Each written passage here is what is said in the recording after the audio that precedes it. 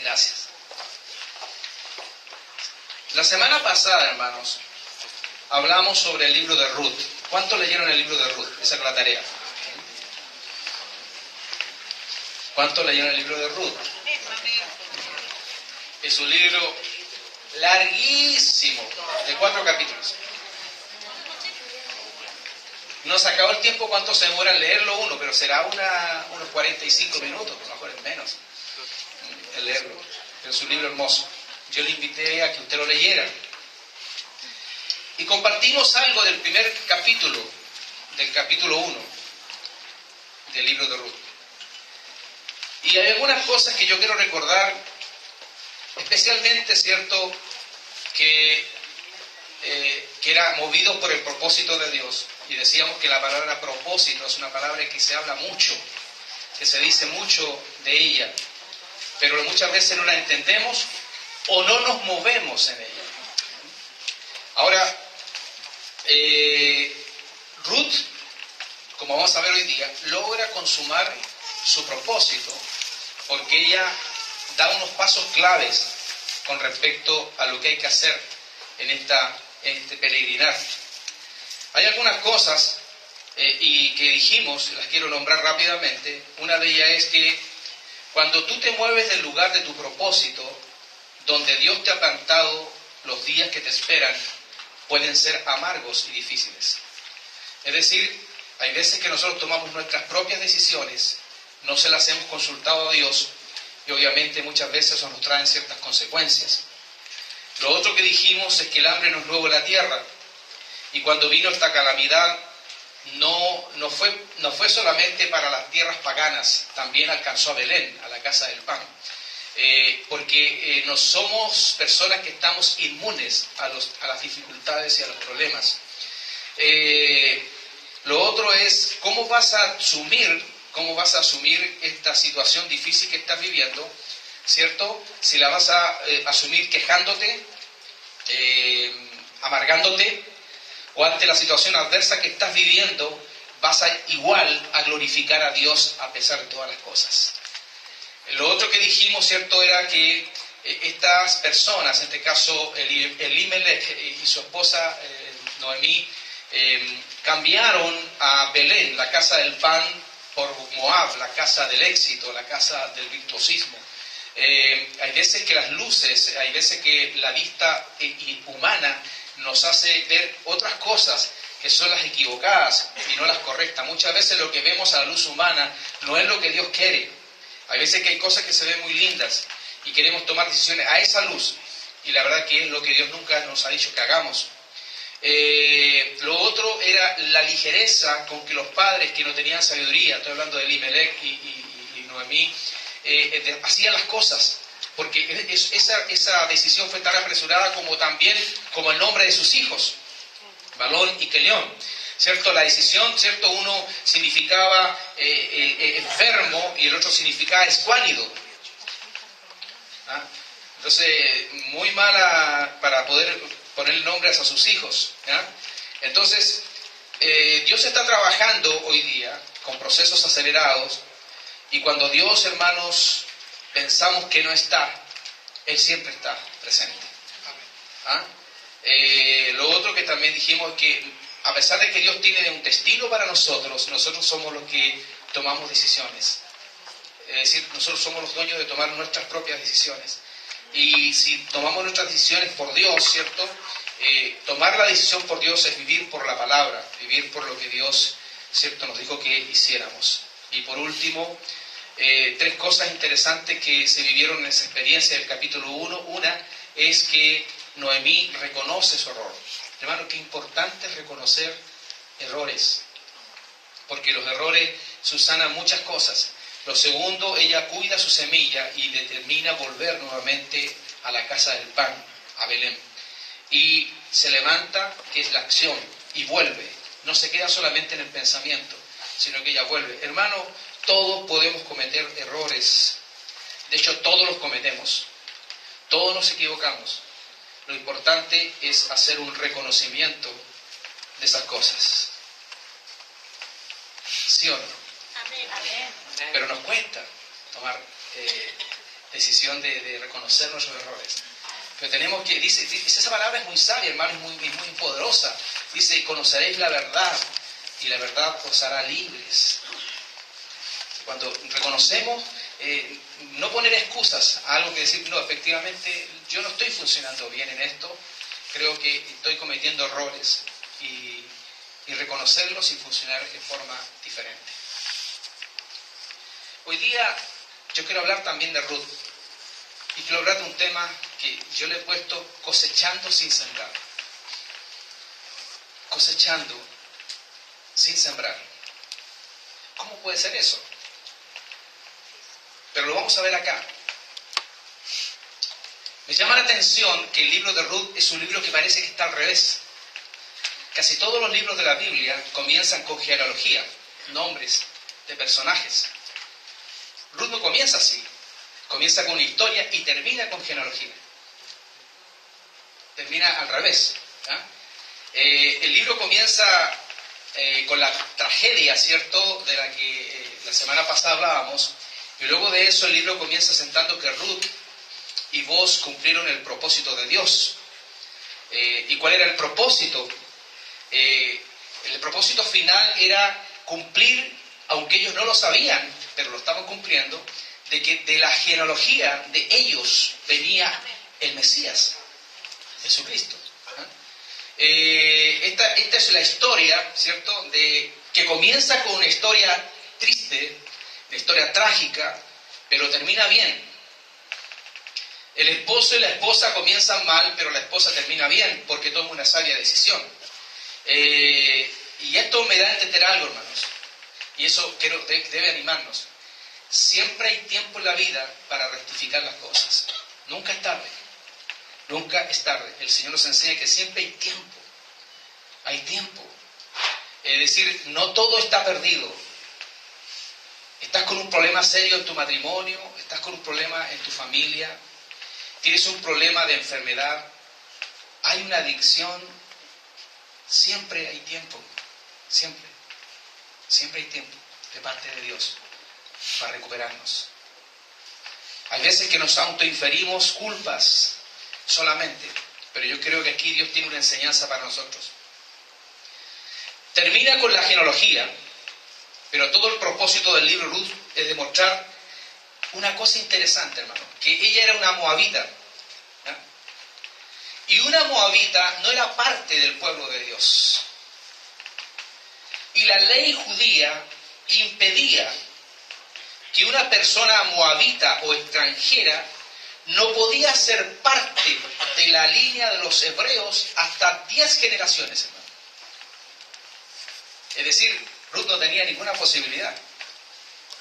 Pero esta mujer puso fe y confianza en Dios, y esa fe hizo que la gracia, mire qué importante esto, la gracia de Dios fue parte a ella y suplió todas o saltó todos los pasos de la ley estipulado por el judaísmo. Y dijo, no, aunque ella es moabita, aunque es extranjera, pero estoy viendo el corazón de ella. Y voy a saltarme ese paso, dice el Señor. Entonces, ella es parte de la historia por la fe y por la gracia de Dios, y finalmente por donde vendría nuestro Señor Jesucristo. Qué interesante.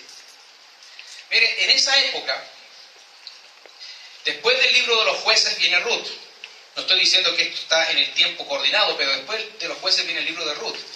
Y en el tiempo de los jueces, dice la Biblia que todos hacían lo que bien le parecía, no tenían en cuenta a Dios. Había una decadencia moral, espiritual en Israel. Y entre tanta maldad, entre tanta decadencia, aparece el libro de Ruth, concluyendo que a pesar de que hay mucha gente que no tiene en cuenta a Dios, siempre hay gente fiel. A pesar de que hoy día uno ve tantos conflictos, tanta gente que habla en contra de Dios o no cree en Dios, siempre Dios tiene gente fiel en medio de los tiempos oscuros. Y ahí está esta historia. Entonces, yo quiero animar, y esta palabra quiero que usted la atesore en su corazón. Y creo que es una palabra profética. Tú puedes cosechar sin que hayas sembrado. Tú puedes cosechar sin que hayas sembrado. Y esta palabra lo declara. El capítulo 2 del libro de Ruth, Ruth llega al campo de Booz y entró a cosechar lo que nunca sembró. Usted lea el capítulo. No llegó un tiempo de siembra, llegó un tiempo de cosecha. Entonces la voluntad de Dios no era que ella trabajara en la siembra. La voluntad de Dios era que ella cosechara lo que no había sembrado. En Dios hay tiempos de recoger cosechas que nunca sembraste. Y yo tomé esa palabra y quiero que usted la tome como una palabra profética para su vida. Que hoy día es posible que tú puedas recoger no menos, sino que en abundancia, lo que a lo mejor nunca has hecho en la vida. Porque yo creo que el problema que nos está pasando también es que nos estamos infligiendo mucha culpa de lo que no hacemos y no estamos entendiendo que todas las cosas que yo no he hecho, ya las hizo Jesús por mí en la cruz. Y hoy día yo puedo recoger por Cristo Jesús. ¿Soy merecedor? No soy merecedor. ¿Tendría que trabajar para sembrar y sembrar para cosechar? Tendría que hacerlo. Pero alguien lo hizo por mí. Dígalo usted, alguien lo hizo por mí, sí. Alguien lo hizo por usted y alguien lo hizo por mí. Y ese es Jesucristo, el Señor. Cuando usted encuentra un hombre o una mujer bendecidos, siempre va a concluir que ese hombre es producto de otro hombre o de otra mujer que les bendijo. Yo cuando veo eso, se da en el terreno terrenal también. Yo en la mañana pensaba en todo el tiempo que yo he invertido, 30 y tantos años he invertido con mi esposa en mis hijos. Y yo sé que ellos están cosechando lo que no han sembrado, porque lo sembré yo. Y sus hijos cosecharán lo que están sembrando ellos. Pero si lo miro más atrás, yo cosecho lo que mis padres sembraron. Y lo que mis padres sembraron es lo que mis abuelos, lo que mis padres cosecharon, es lo que mis abuelos hicieron. Vengo de una familia de un abuelo misionero. Y vengo de un abuelo por parte de mi padre, que fue diácono de la iglesia del primer avivamiento en Chile en 1906. Y de ellos ven el fruto de sembrar para que sus familias siguientes cosechen. Pero usted se preguntará, bueno, usted está hablando de su familia, pero ¿qué pasa conmigo si yo no tuve padres cristianos? Yo no tuve descendencia cristiana. Nadie sembró en mí. Entonces, hace 2000 años que alguien ya sembró por ti y lo sembró todo. Es decir, no mires solamente el tema de lo natural, sino que tienes que mirar el tema en lo espiritual. Si nosotros pusiéramos fuerte énfasis en eso, hermanos, que ya hay alguien que sembró por nosotros todo, dio su sangre, murió por nosotros, sufrió por nosotros. Dijo, lo voy a dar todo, y no solamente lo dijo por la humanidad, sino que te nombró a ti, uno a uno. Identifica a cada uno de nosotros el Señor Jesús. Dice, por cada uno de los que están presentes, yo he muerto para darles vida, y vida en abundancia. No cualquier vida. Entonces tú puedes recoger, tú puedes tomarte. Por eso estamos hablando de las señales, de los prodigios, de los milagros. Tenemos que aferrarnos a esto. Él ya sembró. Así que todos entramos sin excepción a esta bendición. Entonces, ¿cómo entramos a esta palabra profética que tú puedes cosechar sin que hayas sembrado? ¿Cómo entramos a esa palabra? Porque para tomar la palabra tienes que entrar. No solamente tienes que escucharla. Porque si la escuchas, pero no entras a ella y no caminas por ella, no vas a obtener la bendición. Entonces, ¿cómo entramos a esta palabra profética? Y miren, la obediencia te llevará a los campos que no sembraste para que recojas en abundancia. Lo repito, puerta de entrada a esta palabra profética, la obediencia te llevará a los campos que no sembraste para que recojas en abundancia. Capítulo 3 del libro de Ruth dice que Ruth fue obediente a lo que su suegra le estaba instruyendo. Mira lo que dice el versículo 18 del capítulo 3. Entonces Noemí dijo: espérate, hija mía, hasta que sepas cómo se resuelve el asunto, porque aquel hombre no descansará hasta que concluya el asunto hoy. Eso es lo que le dice Noemí a Ruth. Ahora, todo tiene que ver con la obediencia, y la obediencia tiene un desarrollo que tenemos que aprender y que tenemos que aplicar. Lo primero que tenemos que entender es que para que nosotros seamos realmente obedientes a Dios, no podremos ser obedientes si no hay purificación y no hay consagración.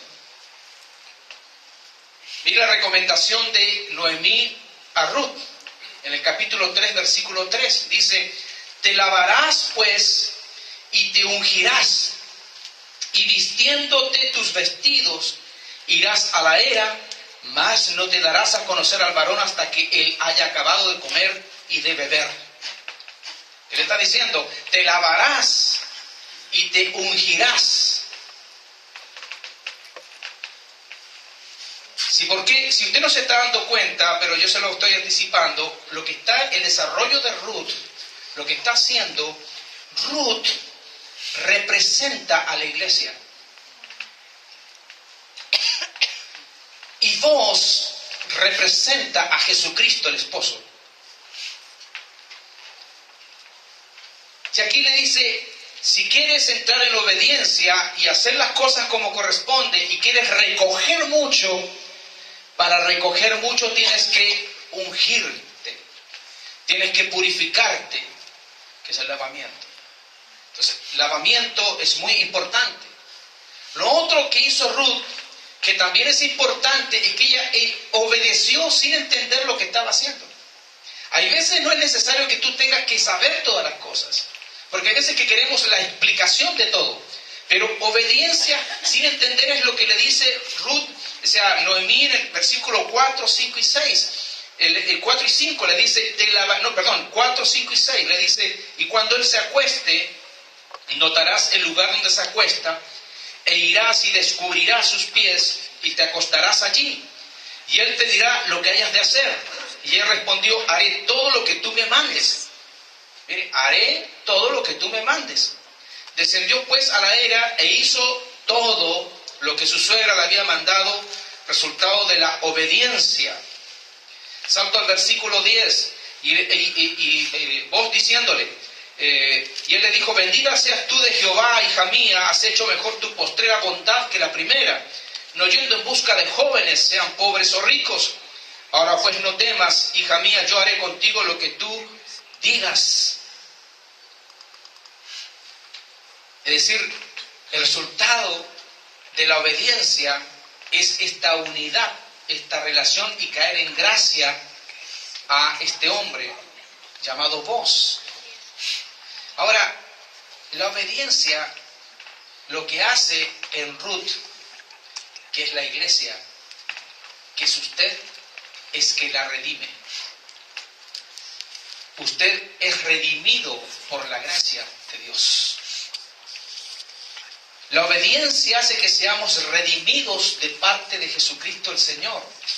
Redimir es rescatar o sacar de la esclavitud al cautivo mediante un precio. Fuimos redimidos por Cristo Jesús. Versículo 12 y 13 dice: y ahora, aunque es cierto que yo soy pariente cercano, con todo eso hay pariente más cercano que yo. Pasa aquí la noche y cuando sea el día, si él te redimiere, bien, redímate. Mas si él no te quisiera redimir, yo te redimiré, dice, vive Jehová, descansa pues hasta la mañana. Hermano, qué interesante la acción de voz, de gracia y de misericordia hacia Ruth. Ahora, la obediencia que uno hace puede alcanzar a los que están a nuestro alrededor, porque todos son bendecidos. Es como cuando la palabra dice, yo y mi casa serviremos a Jehová, o tú y tu casa, ¿cierto?, serán salvos.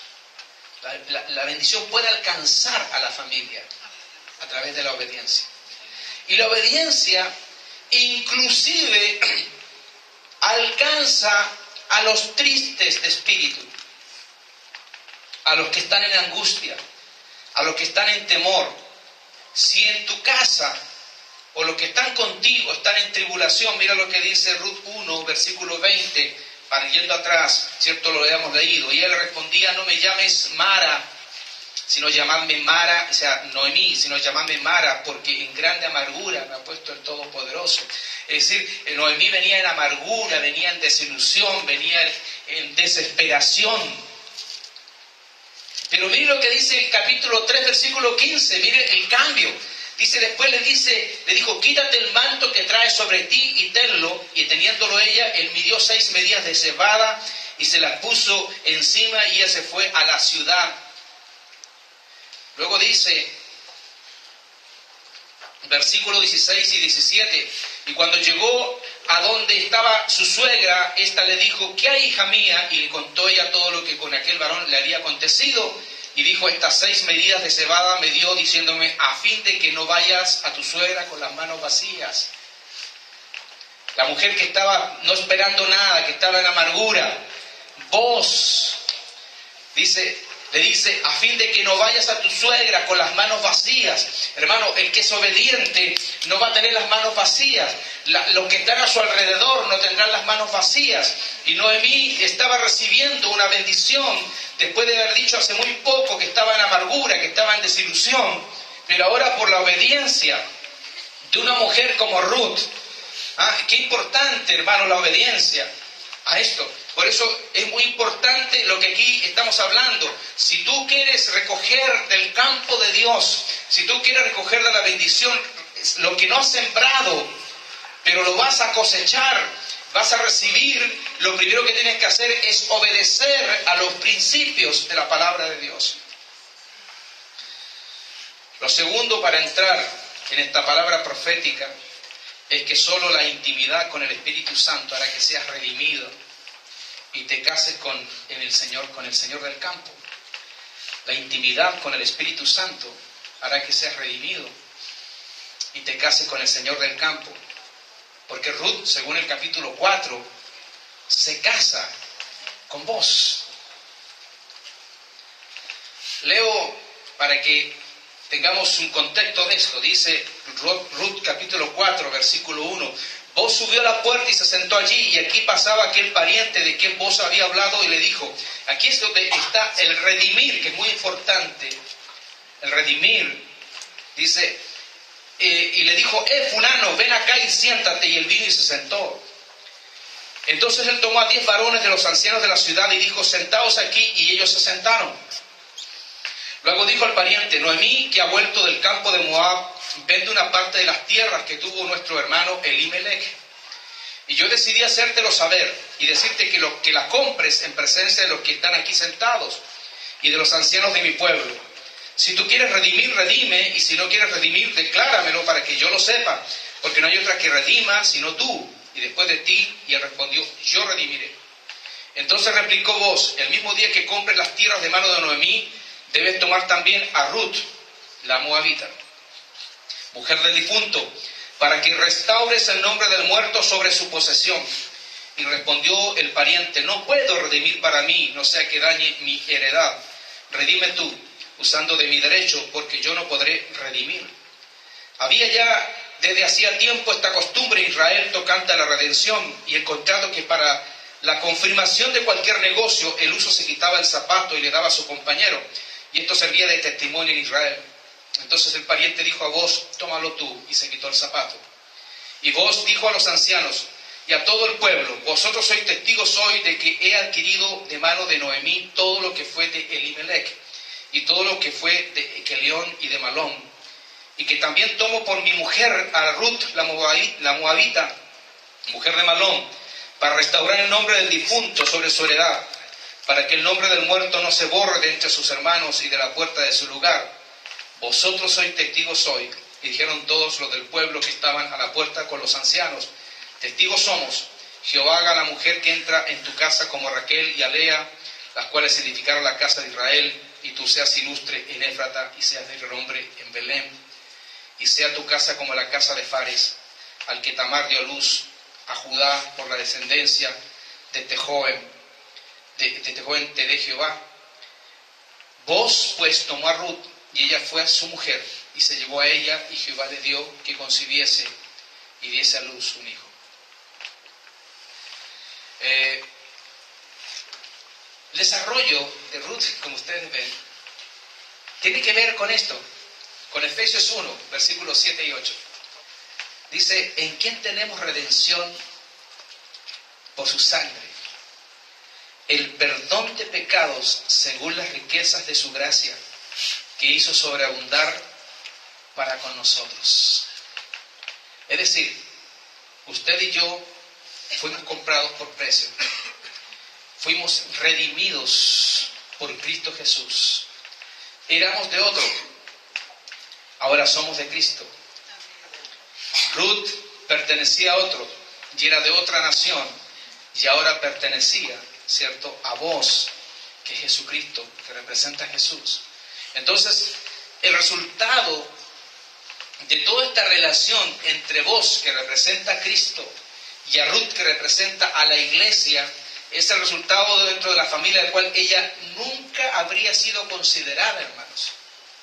Sino que todo lo que se ocasiona acá es por la gracia de Dios, nada más. Entonces, hemos leído que esta historia comenzó mal, pero termina bien. Porque la clave acá fue la obediencia de Ruth a lo que Noemí le estaba diciendo. Entonces, cuando somos obedientes a Dios y cuando intimamos con el Espíritu Santo, inevitablemente lo que vamos a obtener es la bendición. Y la bendición más grande de esa mujer y de las mujeres era tener un hijo. Porque el hijo representaba la descendencia, la continuación de la descendencia, por lo que veníamos hablando, ¿cierto?, con respecto a esto. ¿Usted lo cree?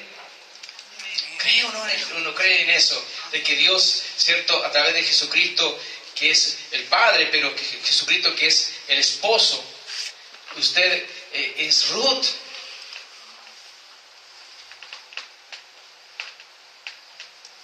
A ver, si lo cree, diga conmigo esto. Diga: mi pariente redentor. Redentor. Cristo Jesús. Cristo Jesús. Hizo negocios para adquirir mi redención. Hizo negocios. Su negocio fue la muerte en la cruz. Él es el dueño legítimo del campo, de todas las cosas que vemos.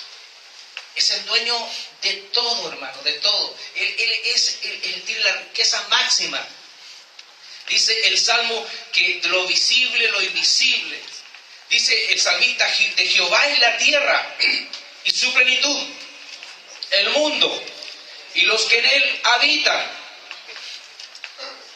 Entonces, ¿cuál es la enseñanza? ¿Cuál es la clave de lo que estamos queriendo decir acá? Que si tenemos intimidad con el dueño del campo, que es la persona del Espíritu Santo, Él es el dueño, ¿cierto? Él nos va a sacar inclusive del recogimiento de espigas. Porque a Él no le interesa tanto que tú recojas espigas. A Él le interesa que estés con Él. Por eso, cuando Ruth salió del lugar donde estaba con vos le pasa espigas. No le dice, ve en la mañana a trabajar, a recoger espigas nuevamente. Se las da, porque Dios tiene mucho para dar. Mucho. Entonces, Jesús, y eso me causa gozo, alegría, hermanos, hacía negocios por mí cuando yo era un rebelde sin causa. Mientras yo pecaba, mientras yo estaba haciendo cosas incorrectas, Él estaba trabajando esto. Yo necesito a mi hijo en mi reino. Necesito a esta persona en mi reino. Él estaba ya pensando en ti.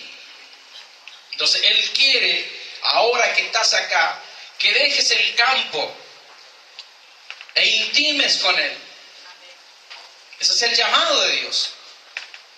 El llamado a la intimidad. El llamado a la relación. Hermano, Ruth no estaba en los planes de nadie. Usted mismo ha dicho de usted mismo, ¿por qué Dios se fijó en mí? Es lo mismo de Ruth. Ruth no estaba en los planes de nadie.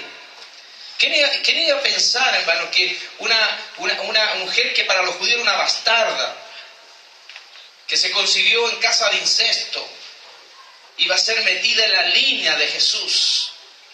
¿Quién iba a pensar eso? Nosotros siempre pensamos que son las personas inmaculadas, que tienen grado alto de santidad, que no cometen pecado. Esos son los que califican para ciertas cosas. Pero Dios está trabajando con gente que para el mundo es miserable, que no sirve para nada. Pero Dios está trabajando con seres humanos de ese estirpe, hermanos, para llevarlo a grandes cosas. Así que si tú pensaste que no estabas en los planes de Dios, sí estás. Y si usted ha pensado en morirse, haga la oración de Ezequías. Porque todavía Dios lo necesita para grandes cosas. Porque parece que mucha gente piensa que ya cumplió un ciclo. Yo quiero decirle, hay algunos que no se mueren porque Dios tiene misericordia de ellos. Usted dirá que quiero morirme, que Dios dice, es que no te puedes morir, porque es que no ha hecho nada todavía. No te puedes morir con lo que tienes. Te he dado tanto. Tantas cosas te he dado. Que tienes que cumplir un propósito. Estamos hablando del propósito.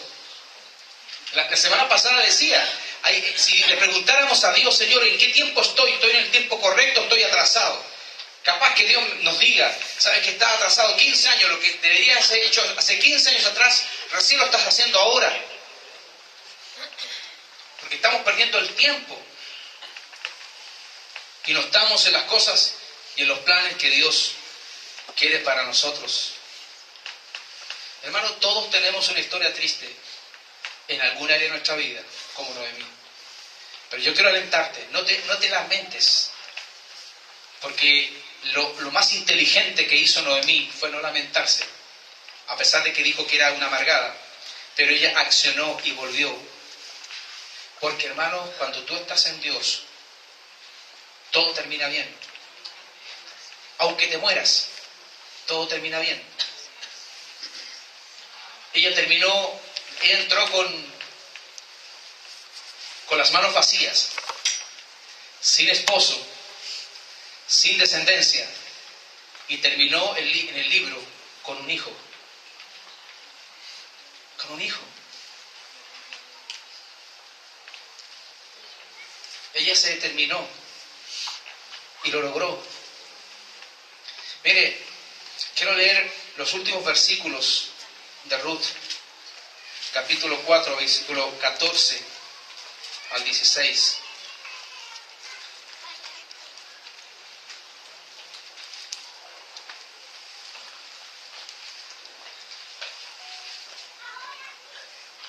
Dice, y las mujeres decían a Noemí, loado sea Jehová, que hizo que no te faltase hoy pariente, cuyo nombre será celebrado en Israel, el cual será restaurador de tu alma y sustentará tu vejez, pues tu nuera que te ama lo ha dado a luz, y es de más valor para ti que 7 hijos. Y tomando Noemí el hijo, lo puso en su regazo, y fue su haya. ¿Cuándo Noemí iba a pensar que iba a tener un bebé en sus brazos? Hermano, la amargura se transformó en alegría, se transformó en gozo. Hay veces que pasamos por valles de sombras y de muerte, por momentos difíciles. Hermano, el llamado es este. Si tú te mueves por el propósito de Dios, si tú te mueves en los desafíos que Dios tiene para tu vida, hermano, las cosas van a marchar mejor. Y cuando digo mejor, no bajo el prisma de lo que tú piensas, sino como Dios quiere que se den las cosas. Yo quiero que usted nuevamente revise este libro, que es de gran inspiración. Que usted vea cómo se dan estas dos cosas, obediencia e intimidad. Y a través de esto se ve cómo hay un curso y un cambio profundo en la vida de una mujer como Ruth. Y volviendo atrás, el convencimiento emocional de Orfa la hizo que perdiera todas estas bendiciones. ¿Cuántos o cuántas han tomado esa decisión como Orfa de volver atrás y han perdido bendiciones? Hermano, no podemos perder más tiempo. Y yo lo digo por amor, por un llamado a usted. Sea fiel a Dios. Cada uno conoce su condición.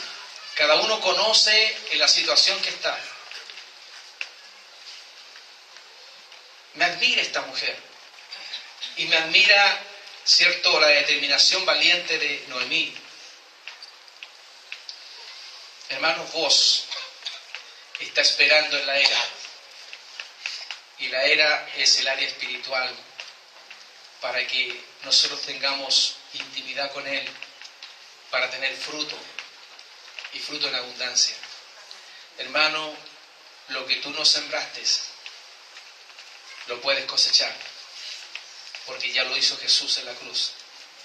Pero si tú no lo crees o estás viviendo como un mendigo, esa es tu decisión. Pero Ruth no lo vio así. Ella se determinó bajo la obediencia de que las cosas tenían que cambiar. Hermano, el curso de tu vida puede cambiar, el curso de todas tus áreas pueden cambiar. Tenemos que creerle tan solo a Dios. Movidos por el propósito de Dios, se pueden producir milagros y señales. Hoy día escuchamos 2 milagros de hermanos que dieron la gloria de Dios a través de eso. No vamos a vivir solamente de los milagros, pero también hay muchos más milagros que Dios hace. Lo otro es el reconocimiento. Reconocimiento. Póngase en pie. Mire, yo voy a compartir algo. Usted dirá, pucha, el pastor ahora se puso medio... Pero lo que voy a decir, lo quiero asociar espiritualmente. Lo quiero asociar espiritualmente. Ayer en las noticias, bueno, no fue ayer, pero hace unos días atrás, como muchos saben, porque está en las noticias públicas, se supo de un choque del entrenador de Colo-Colo. Y él insistió que la situación había sucedido con su esposa, hasta cuando quedó una evidencia de que no era así, y no había ya forma de tapar, porque había imagen y todo eso. Y anoche él tuvo que hacer una mea culpa y decir, me equivoqué, fui un bobo, fui un estúpido, mi esposa me reprendió por eso, y esto me trajo un problema personal, emocional, afectó al equipo, afectó a todo. Pero ahora que lo digo la verdad, estoy tranquilo. Y yo aprendí esa lección. Hermano, mientras uno calla, no es libre. La verdad nos hace libre. Cuando callamos las cosas y cuando nos abrimos nuestro corazón, cuando guardamos las cosas, se aprieta nuestro corazón y no podemos decidir y nos cegamos. Por eso, hermanos, yo creo que también el Señor, a través de las señales y los prodigios, nos está llevando a un área que es el área del quebrantamiento, de la humildad. Y por eso, cuando yo veo a Noemí volviendo, Quizás más de alguno podría haberle dicho, vaya a ir para allá nuevamente, y te van a decir, te fue mal, fallaste, no vayas allá porque te van a enrostrar todo lo que hiciste malo. Pero ella fue. No importa como una derrotada, pero fue. Y eso lo vio Dios y se lo dio con creces. Hermano, hay un camino, la obediencia y la intimidad son el camino de la bendición. Padre, nos presentamos delante de ti, Señor.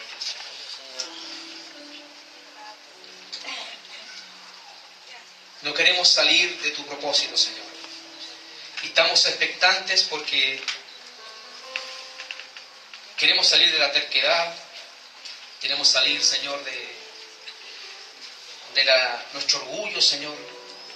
Queremos que la iglesia, esta iglesia, Señor, entre en un campo diferente, Señor. Diferente. Queremos entrar, Señor, en una nueva dimensión de vida, Señor. Nos presentamos tal cual como Noemí volviendo a Belén, Señor. Nos equivocamos muchas veces, Señor. Hemos cometido errores hasta graves, Señor. Pero si abrimos nuestro corazón a ti, Señor, Padre, va a venir un derrame del Espíritu Santo a la iglesia, Señor. Una liberación de sanidades, prodigios, milagros. Va a haber sanidad del alma, sanidad del espíritu, sanidad de nuestros cuerpos físicos, Señor. Vendrán muchas cosas. Porque eso es lo que hiciste tú con Noemí, es lo que hiciste con Ruth, Señor. Y queremos hacerlo siempre, Señor. Padre, queremos eso para nosotros. Y por eso cada uno de los que estamos acá nos estamos examinando a nosotros mismos, Señor. Y no queremos lanzar ninguna piedra a otro, porque primero tengo que examinarme a mí mismo. No quiero mirar la paja del ojo ajeno. Quiero mirar mi propia vida, Señor. Ten misericordia de mí, Señor. Como dijo el ciego Bartimeo, hijo de David, ten misericordia de mí. Y cuando le querían hacer callar, más fuerte gritaba, hijo de David, ten misericordia de mí. Y entre la multitud, Dios lo escuchó. Jesús lo escuchó. ¡Qué tremendo! Y Él se fue al ciego. Así estamos nosotros, Señor. Estamos viendo con ojos naturales, pero no estamos viendo con ojos celestiales. Haznos ver tu gloria. Haznos ver tu bondad, Señor. Haznos ver tu bendición, Señor. Te lo pedimos, Padre. Que tu gracia tenga la iglesia, Señor. Arranca y desmaleza todo lo que tienes que desmalezar en la iglesia, Señor. Saca todo lo que hay que sacar, Señor. Pero, Padre, hay veces que lo quiero decir, Señor, porque tú me lo has puesto a mí, Señor. Padre, gracias porque hablaste a mi corazón. Hermano, mire, Dios puso una cosa en mi corazón. Yo creo que unas cosas que hemos cometido como errores. Esto lo siento así y lo voy a decir porque Dios lo puso en mi corazón. En la iglesia, yo escucho mucho que hay gente que dice la iglesia hay pecado. ¿Quién dijo que hay iglesias perfectas? Ese es el pecado. Pero quiero decirle algo. Yo, ni usted, estamos llamados a denunciar y exponer a la vergüenza a la persona. Es el Espíritu Santo que nos tiene que dar sabiduría a nosotros para acercarnos a las personas. Pero ¿sabe que Dios quiere? Quiere, pero profundamente, que la iglesia sea redimida de muchas cosas. Y cada uno sabe cuál es su condición. Hermano, y cuando nosotros volquemos eso y nos presentemos al altar de Dios tal cual somos, y decir, Señor, quiero hacer un cambio en mi vida, quiero hacer algo diferente, quiero ser una persona diferente. No tendríamos que estar diciendo el domingo acá, venga temprano. No tendríamos que decirle de ofrenda. No tendríamos que decir ninguna de esas cosas, porque lo haremos con gozo, con alegría, porque tiene que ver con una condición. Hermano, qué lindo ver el cuadro de que yo quiero que usted vea. Si usted tiene un problema en su casa, tiene a un familiar con problemas serios que usted sabe que se le escaparon, Dios puede hacer el milagro. Dios puede hacer el cambio. Dios puede hacerlo. Sé que muchas familias están sufriendo. Cada uno sabe cuál es su drama en su casa. Pero también queremos ayudar. Queremos, no enterándonos, pero ayudar, a orar, a mitigar en nuestras relaciones de amor, de compartir juntos. Me dio mucho gusto escuchar en la mañana que se está juntando este grupo de jóvenes adultos y se reúnen y están haciendo cosas lindas. Y otros grupos también lo están haciendo, y ayudarnos unos a otros, apoyándonos los unos a los otros, para sacar adelante una tarea que es que el reino de Dios sea engrandecido. Padre, te damos gracias. Estamos concluyendo, Padre, pero no nos vamos de ti, nos vamos contigo, Señor, a nuestros hogares. Nos vamos a nuestras relaciones familiares y queremos que a través de eso, Señor, podamos juntos construir algo maravilloso en ti, Señor. Bendice la vida de la iglesia, bendice a los niños de esta iglesia, Señor, a los jóvenes. Bendice, Padre, a los adultos. Y si alguno, Padre, está viviendo, como decíamos, algo difícil, hoy, Padre, está sometido y que se someta a la cruz de Cristo, porque la cruz redime todas las cosas. Gracias, mi Señor. Gracias, mi Jesús.